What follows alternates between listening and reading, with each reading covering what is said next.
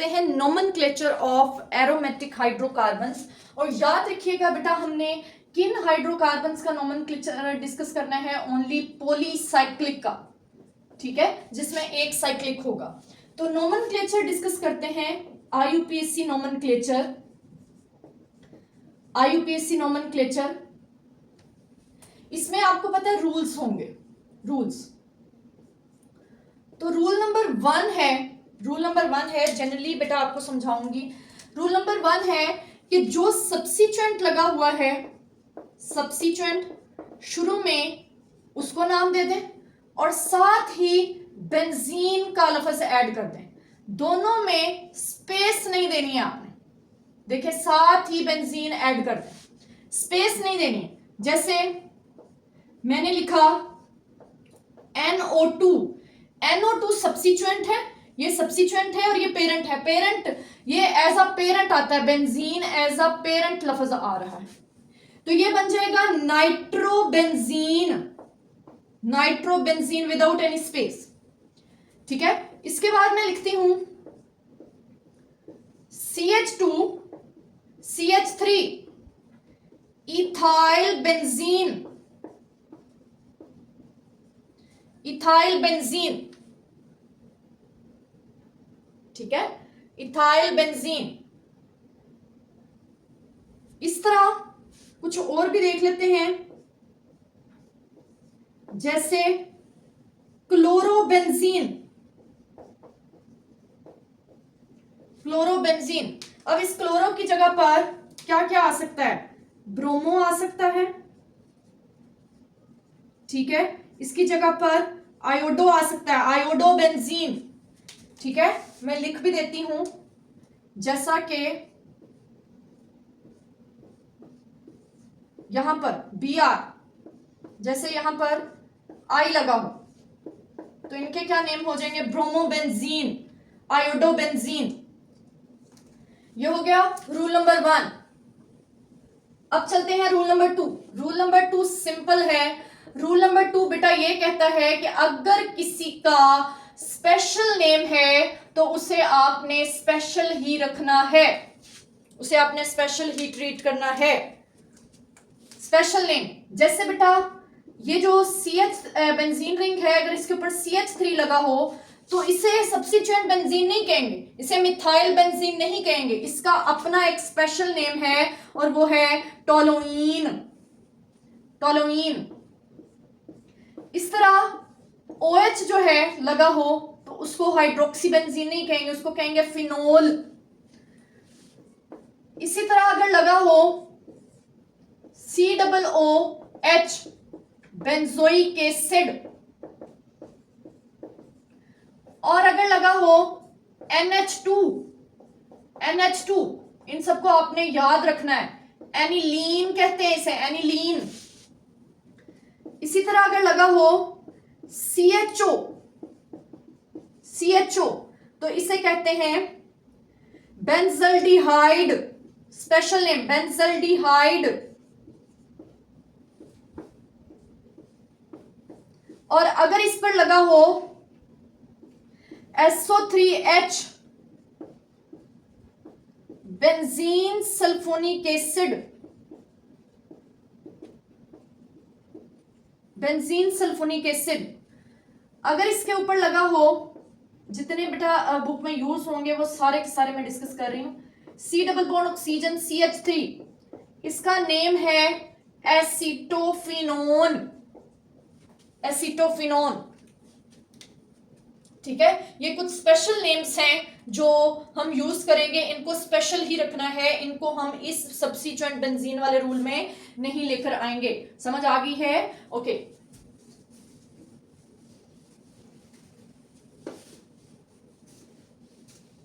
Next हम चलते हैं रूल नंबर 3।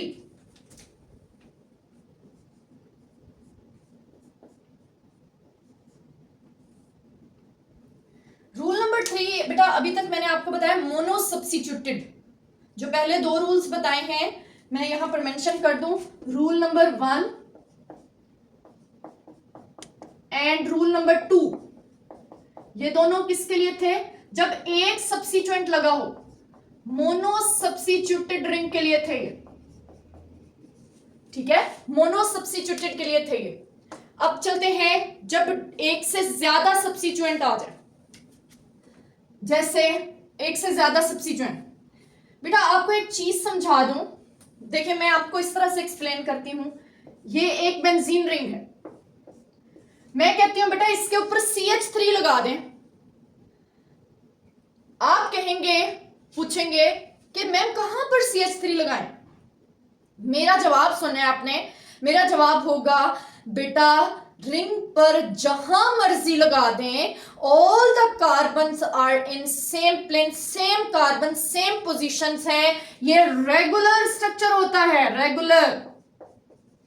यहां पर लगा दें तो भी कोई मसला नहीं है, यहां पर लगा दें तो भी वही रहेगा, यहां पर लगा दें तो भी वही रहेगा। मींस अगर आपने CH3 यहां पर लगा दिया है तो इसे 1 नहीं कहेंगे, 1 कहने की जरूरत ही नहीं है, 1 कहने की जरूरत ही नहीं है। ये खुद ही अंडरस्टूड है कि पहला सब्स्टिट्यूएंट रिंग पर जहां मर्जी लगा दें, रिंग जो है वो एक रेगुलर स्ट्रक्चर है, ठीक है। लेकिन बेटा ये है मोनो सब्स्टिट्यूटेड की बात, ये बात मैंने की है मोनो सब्स्टिट्यूटेड के लिए। अब करते हैं डाई सब्स्टिट्यूटेड। डाई सब्स्टिट्यूटेड, ये पहला कोई सब्स्टिट्यूएंट लगा हुआ है X, ठीक है। जब पहला सब्स्टिट्यूएंट लग जाता है तो तब ये 3 पोजीशंस इंड्यूस कर देता है। एक पोजीशन को कहते हैं ऑर्थो, एक को कहते हैं मेटा और एक को कहते हैं पैरा। पैरा। अब बेटा मैं ये कह रही हूं कि जहां ये जिस कार्बन पर सब्स्टिट्यूएंट लगा है उसके साथ वाली कार्बन ऑर्थो होती है, नेबर वाली, ठीक है। तो बेटा नेबर में क्या यही कार्बन है, इस तरफ नहीं है? है, yes, this is also ortho position. Ortho के साथ वाली कार्बन मेटा होती है, तो मेटा सिर्फ इसी तरफ है? नो, यहां पर भी मेटा है, मेटा। तो बेटा पैरा क्या है? जहां पहला सब्स्टिट्यूएंट लगा हुआ है उसके बिल्कुल सामने वाली पोजीशन पैरा पोजीशन है, ठीक है। ये हमने बात की है di substituted, di substituted, poly substituted भी कह सकते हैं, एक से ज्यादा सब्स्टिट्यूएंट, डाई सब्स्टिट्यूटेड। पहला जहां लगा है उसके साथ वाली ऑर्थो, ऑर्थो के साथ वाली मेटा, और जहां पहला सब्स्टिट्यूएंट लगा उसके सामने वाली पैरा पोजीशन, ठीक है। इट मींस अब हमने अगर नाम देना है, मैंने लिखा CH3, एक और इसी तरह की हाइड्रोकार्बन बनाई CH3, एक और इसी तरह की हाइड्रोकार्बन बनाई CH3, ठीक है। अब बेटा अगली बात सुने, जिसमें रिंग पर 2 CH3 ग्रुप्स आ जाएं उसको ज़ाइलीन कहते हैं, ज़ाइलीन। तो बेटा इसमें भी 2 CH3 हैं, ये भी ज़ाइलीन हुआ, ये भी ज़ाइलीन हुआ। तो क्या ये तीनों ज़ाइलीन सेम है आपस में? ये अब हमने डिसाइड करना है। बेटा गौर करें, अगर आप इसको पहला सब्स्टिट्यूएंट मान लेते हैं तो दूसरा सब्स्टिट्यूएंट इसके बिल्कुल साथ लगा हुआ है, दैट इज ऑर्थो पोजीशन, तो इस ज़ाइलीन को कहेंगे ऑर्थो ज़ाइलीन, ठीक है। और जहां पहला सब्स्टिट्यूएंट लगा हुआ है अगर दूसरा सब्स्टिट्यूएंट उसके बिल्कुल सामने लगा हुआ है तो दैट इज पैराज़ाइलीन, ठीक है। और अगर जहां पहला सब्स्टिट्यूएंट लगा हुआ है उसके साथ वाली एक कार्बन छोड़कर अगली कार्बन पर सब्स्टिट्यूएंट लगा हुआ है तो उसे कहेंगे मेटाज़ाइलीन, मेटाज़ाइलीन, ठीक है, मेटाज़ाइलीन। क्लियर हो गया ये पॉइंट? अब मैं यहां से आपको एक और कॉन्सेप्ट करवाती हूं। बेटा गौर से सुनना है, ये बहुत इंपॉर्टेंट बात बता रही हूं। ये है बेंजीन रिंग, बेंजीन। अगर रिंग में से, इस रिंग में होते हैं 6 कार्बन 6 हाइड्रोजन, ठीक है, हर कार्बन एक एक हाइड्रोजन के साथ। इसमें से अगर एक हाइड्रोजन कहीं से रिमूव कर देती हूं, all the carbon atoms are same, कहीं से भी कर दें कोई एक, वहां लिंकेज लग जाएगा, मींस वहां से ये रिंग किसी और के साथ अटैच हो जाएगा। अब ये रह जाएगा C6H5, लेकिन ये किसी ना किसी के साथ ज्वाइन होगा, अकेला एग्जिस्ट नहीं करेगा। ये थी बेटा बेंजीन। अब ये बन गया है फिनाइल। फिनाइल जैसे मीथेन से मिथाइल, इथेन से इथाइल होता है। ठीक है, अब अगली चीज बताती हूं कि बेटा अगर हम ले लें टोलुइन। टोलुइन याद हो गया, टोलुइन किसे कहते हैं? रिंग के ऊपर CH3 लगाओ, टोलुइन। अगर टोलुइन में से एक हाइड्रोजन निकाल दें तो पॉसिबिलिटी, ज्यादा चांसेस होते हैं कि उसके सब्स्टिट्यूएंट में से हाइड्रोजन रिमूव होगा यहां से। ठीक है, इसमें से एक हाइड्रोजन रिमूव हुआ तो वो रह गए CH2 और साथ में लिंकेज। अब इसको क्या कहेंगे? आपके जहन में आता है बेंजीन से बेंजाइल होता है। नो बेटा, टोलुइन से जो बनता है अल्काइल वो बनता है बेंजाइल। और अगर बेंजाइल में से मैं एक और हाइड्रोजन रिमूव कर दूं तो पीछे कितने रह जाएंगे? एक रह जाएगा CH। लिंकेज कितने हो जाएंगे? 2। इसका नाम हो जाएगा बेंजल। बेंजल। और अगर बेंजल में से एक हाइड्रोजन रिमूव कर दूं, जो एक रह गया है बेटा, उसकी जो चेन है उसमें से निकलना है C, और ये 3 लिंकेज बना लेगा। एक लिंकेज बेंजीन के साथ, दूसरा किसी और के साथ, 3 और किसी के साथ। इसको कहते हैं बेंजो। बेंजो अब हमारी बुक में ही दी हुई है, आपको मैं बता देती हूं। ये हो गया नेम इसका टोलुइन। ठीक है, एक और ये हो गया, इसमें से एक हाइड्रोजन निकाल दिया, ये हो गया CH2Cl, ये हो गया बेंजाइल क्लोराइड। ठीक है, अब बेंजाइल क्लोराइड में, बेंजाइल में से एक और हाइड्रोजन निकाल दिया, CH रह गया तो 2 Cl2 आ गए, ये बन गया बेंजल क्लोराइड। ठीक है, और अगर बेंजल में से भी एक हाइड्रोजन रिमूव कर दिया जाए, अब ये रह जाएगा CCl3, banjo trichloride. Banjo trichloride. ये बातें मैंने क्यों आपको एक्सप्लेन की हैं? क्योंकि अभी मैं एक क्वेश्चन करवाने लगी हूं बेंजाइल से। वापस आ जाए बेटा, वापस आइएगा, एक चीज सुनिएगा। हम थे और 2 पैरा पोजीशंस पर। एक क्वेश्चन आता है कि लिखें di benzyl benzene. Di benzyl benzene, ये है क्वेश्चन नंबर 7 का ए पार्ट में से ये एक पार्ट है। Di benzyl benzene. पहले रिकॉग्नाइज करें पेरेंट ने, पेरेंट है इसका बेंजीन। अब इसके साथ लगा दें बेंजाइल। बेंजाइल क्या होता है? CH2 और बेंजीन रिंग। ये देखें, ये होता है लिंकेज हो गया CH2 और ये बेंजीन रिंग। डाई बेंजाइल लगाना है। अब हम सोच रहे हैं ऑर्थो पर लगाएं, मेटा पर लगाएं या पैरा पर लगाएं। ठीक है, ऑर्थो पर लगाएं, मेटा पर लगाएं या पैरा पर लगाएं। तो जब इस क्वेश्चन को गौर किया तो इसके शुरू में पैरा लिखा हुआ है। इट मीन्स अगला जो अब सब्स्टिट्यूएंट है वो मैं बेंजाइल है वो मैं पैरा पर लगाऊंगी, क्योंकि बेटा ये पहला सब्स्टिट्यूएंट कंसीडर हुआ और इसके बिल्कुल सामने वाला दूसरा कंसीडर हुआ जो पैरा पोजीशन है, और ये हो गया बेंजाइल। एक और ये हो गया di benzyl benzene. Di benzyl benzene. 3 rules हम पढ़ चुके हैं।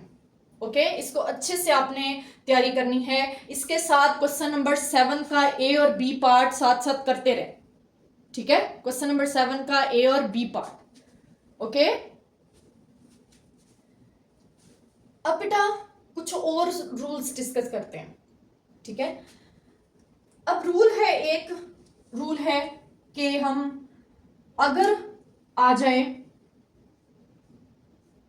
बेंजीन रिंग पर, एक ग्रुप लगा हुआ है Cl और एक लगा हुआ है आई, ठीक है, Cl और I, ये आ जाए। अब बेटा इन दोनों का स्पेशल नेम नहीं है, ठीक है।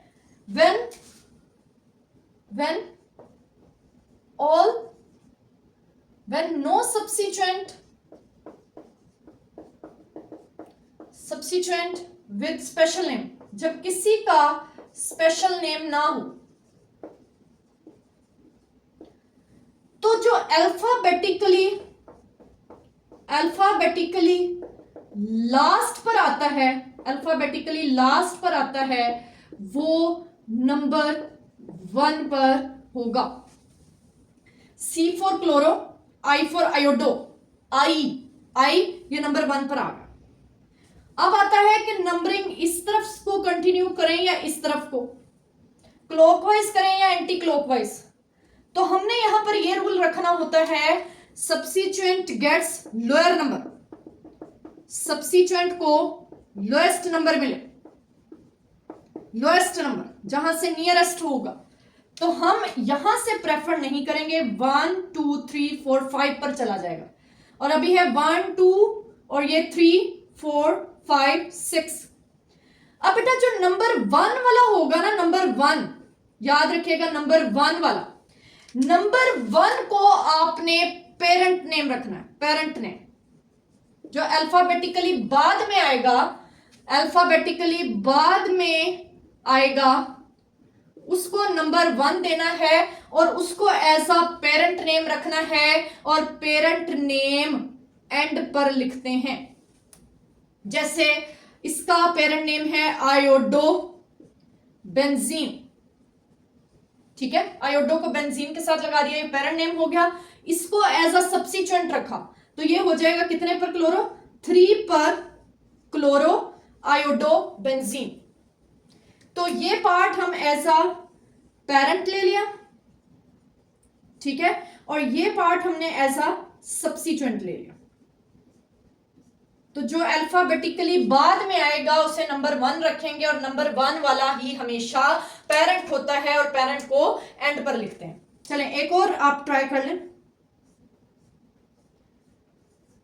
ये हो जाएगा NO2 और Br, NO2 for nitro, Br bromo. Alphabetically nitro बाद में आ रहा है तो नंबरिंग इस तरफ को प्रोसीड करेगी। अब अल्फाबेटिकली ये नाइट्रो एंड पर पेरेंट नेम लेगा, जो एंड पर आएगा नाइट्रोबेंजीन, ठीक है। इसी तरह अगला आ जाएगा नाइट्रोबेंजीन, और शुरू में आ जाएगा 2 पर सब्स्टिट्यूएंट कौन सा, दैट इज ब्रोमो, तो 2 ब्रोमो नाइट्रोबेंजीन, ठीक है। अब चलते हैं रूल नंबर 5 पर। रूल नंबर 5 ये कहता है कि अगर कोई एक स्पेशल नेम हो, स्पेशल नेम जैसे OH, ठीक है, और I, OH और I, अब इसको क्या करेंगे, when one substituent is special name वाला हो, स्पेशल नेम, जैसे बेटा OH से अगर देखें तो फिनोल स्पेशल नेम होता है, I से कोई स्पेशल नेम नहीं होता, देन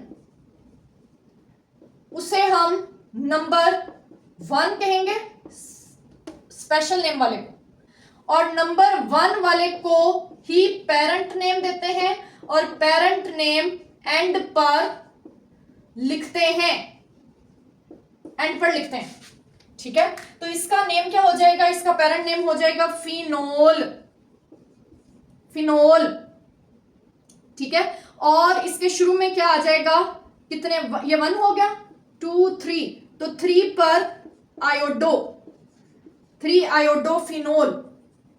इसी तरह एक और ट्राई कर लेते हैं, जब SO3H और यहां पर लगा हो Br। अब ब्रोमो से कोई स्पेशल नेम नहीं है, स्पेशल नेम किससे है, SO3H से, ये स्पेशल नेम वाला है, तो इसको नंबर 1 रख देंगे। राइट से कर ले, लेफ्ट से कर ले, सेम पोजीशन पर ही आएगा। तो इसका स्पेशल नेम क्या बना, benzene sulphonic acid, benzene sulphonic acid, और शुरू में सब्स्टिट्यूएंट आ जाएगा कितने पर, 4 पर ब्रोमो बेंजीन सल्फोनिक एसिड। ये केस है जब कोई एक सब्स्टिट्यूएंट स्पेशल नेम वाला हो। और बेटा अगर एक से ज्यादा वाले स्पेशल नेम के साथ आ जाए, जैसा कि मैंने ये बेंजीन रिंग लिया, इसके ऊपर आ गया COOH and OH।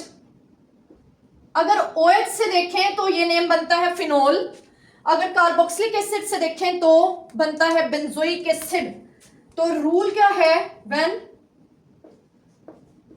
More than one